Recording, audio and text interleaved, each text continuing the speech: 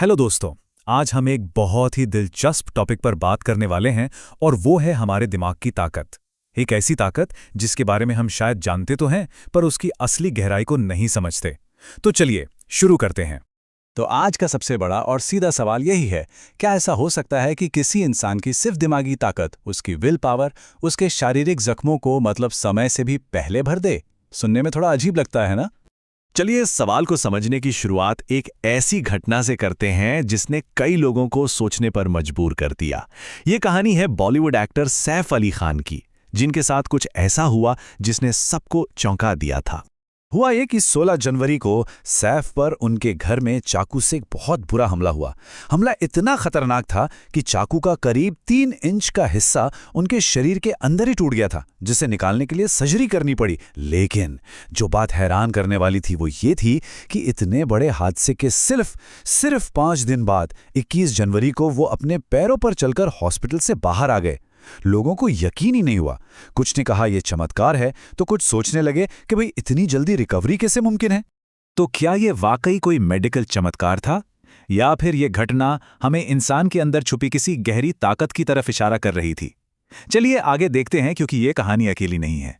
अब मैं आपको कुछ ऐसे लोगों की सच्ची कहानियां सुनाने वाला हूं जिन्होंने अपनी हिम्मत और अपनी जिद के दम पर हर मुश्किल को, हर हादसे को छोटा साबित कर दिया। हमारी पहली कहानी है बेथनी हैमिल्टन की।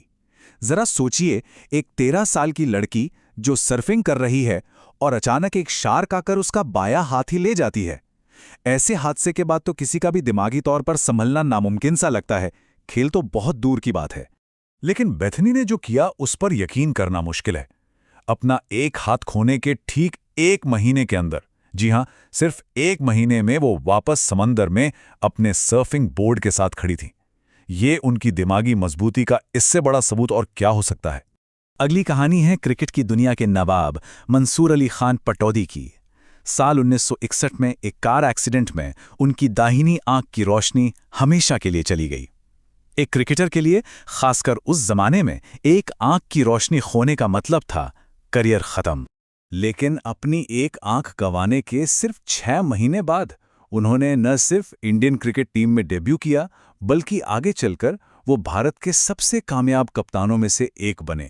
और ये सब उन्होंने सिर्फ एक आंख की रोशनी के सहारे किया। कमाल है यार। अब बात करते हैं इंडियन हॉकी के ड्रैग फ्लिकर संदीप सिंह की। 2006 में एक ट्रेन में सफर के दौरान गलती से चली एक गोली उनकी कमर में जा लगी। नतीजा, कमर से नीचे का हिस्सा पैरालाइज्ड हो गया। डॉक्टरों ने साफ साफ कह दिया कि वो अब कभी हॉकी नहीं खेल पाएंगे। उनका करियर खत्म हो गया था। इस बात पर जरा गौर कीजिए। डॉक्टरों ने उन्हें एक सलाह दी थी कि अगर जल्दी रिकवर करना है तो पेन किलर मत लेना। संदीप दिन रात दर्द से चीखते थे, तड़पते थे, पर उन्होंने एक भी दर्द की गोली नहीं खाई। ये उनकी जिद थी, उनका हौसला था। और इस जिद का नतीजा, सिर्फ 1 साल के अंदर वो अपने पैरों पर दोबारा खड़े हुए और अगले ही साल उन्होंने इंडियन हॉकी टीम में शानदार वापसी की। ये दिमाग की ताकत का एक और जीता जागता उदाहरण है। तो ये सारी कहानियां सुनने के बाद दिमाग में एक ही सवाल घूमता है कि आखिर ये होता कैसे है? क्या इसके पीछे कोई साइंस है? तो इसका जवाब है हाँ। चलिए इसके विज्ञान को समझते हैं। मेडिकल साइंस में इस कमाल की चीज को एक नाम दिया गया है, न्यूरोप्लास्टिसिटी। अब ये सुनने में बड़ा भारी शब्द लगता है, पर इसका मतलब बहुत सरल है। इसका मतलब है कि हमारा दिमाग जरूरत पड़ने पर खुद को बदल सकता है, नए रास्ते बना सकता है और चोट या बीमारी से हुए नुकसान की भरपाई कर सकता है। और इसका सबसे बड़ा सबूत है पेड्रो बाकवाई-रीटा। एक स्ट्रोक के बाद वो पूरी तरह से पैरालाइज्ड हो गए थे, लेकिन उनकी मौत के बाद जब ऑटोप्सी हुई तो डॉक्टर्स हैरान रह गए। पता चला कि उनके दिमाग का 97% हिस्सा डैमेज हो चुका था और जो बचा हुआ 3% हिस्सा था, सिर्फ वही उनकी इच्छा शक्ति की वजह से पूरे शरीर को चला रहा था। ये स्लाइड देखिए। एक तरफ था डॉक्टरों का फैसला कि वो हमेशा के लिए पैरालाइज्ड रहेंगे, और दूसरी तरफ थी पेड्रो की हकीकत। उनकी जिद ने नामुमकिन को मुमकिन कर दिखाया। वो न सिर्फ दोबारा चले, बल्कि उन्होंने अपना काम भी फिर से शुरू कर दिया। और अब एक ऐसी कहानी जो जुनून, हौसले और जिद की सारी हदों को पार कर जाती है। ये कहानी है फॉर्मूला 1 के लेजेंड निकी लाउडा की। 1976 में एक रेस के दौरान निकी की गाड़ी आग के गोले में तब्दील हो गई।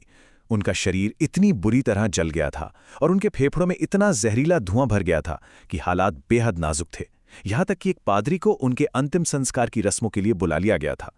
पर ठीक 42 दिन बाद निकी लाउडा अपने जले हुए शरीर के साथ रेस ट्रैक पर वापस थे और उन्होंने उस रेस में चौथा स्थान हासिल किया। उस दिन जब दुनिया ने उनके जले हुए चेहरे को देखा तो उन्हें घाव नहीं दिखाई दिए। उन्हें दिखाई दिया एक इंसान का अटूट जुनून, एक ऐसी जिद जिसे मौत भी नहीं हरा पाई थी। तो इन सभी कहानियों से हमें आखिर क्या सीखने को मिलता है? हमारी असली ताकत आखिर है क्या?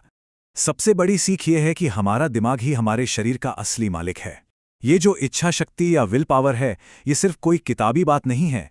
ये एक असली ताकत है, एक ऐसी शारीरिक ताकत जो हमें उन मुश्किलों से भी निकाल सकती है जो नामुमकिन लगती हैं। हमारी असल क्षमता हमारी सोची हुई सीमाओं से कहीं कहीं ज्यादा है। एक बात हमेशा याद रखने वाली है, हादसे इंसान को डरा सकते हैं, उसे तोड़ सकते हैं, पर दुनिया का कोई भी हादसा इंसान के हौसले को नहीं हरा सकता। तो सवाल ये नहीं है कि मुश्किलें कितनी बड़ी हैं, असली सवाल तो ये है कि इंसान की अपनी सीमा आखिर है क्या।